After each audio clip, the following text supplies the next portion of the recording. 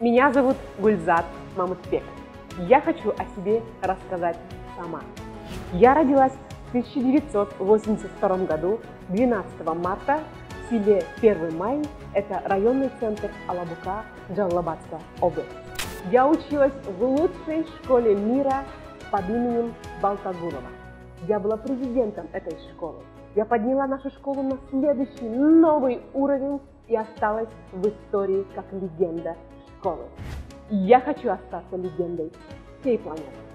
Далее, в 1999 году, я поступила в Кыргызский государственный национальный университет, где я окончила факультет журналистики с красным дипломом. На протяжении 5 лет, пока я училась в университете, я еще училась английскому языку. Но когда я выучила английский язык, я поняла, что он самый легкий язык в мире. И потом я открыла в 2006 году свою языковую школу High Time. Уже 13 лет мы работаем в этой сфере и выпустили больше 100 тысяч учеников. И они сейчас по всему миру говорят на английском языке, на турецком, на китайском и покоряют весь мир.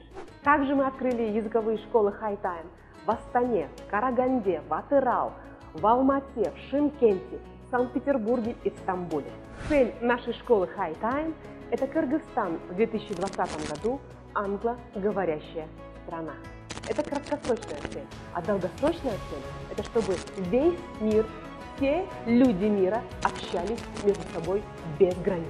В 2017 году ко мне пришло осознание, что я вдохновитель Кыргызстана. Ну а в 2018 году ко мне пришло еще большее осознание. Это что я вдохновитель всей планеты. Сейчас я над этим работаю. Сейчас я вдохновляю весь мир, все страны мира, все нации мира. Я тебя люблю, моя планета.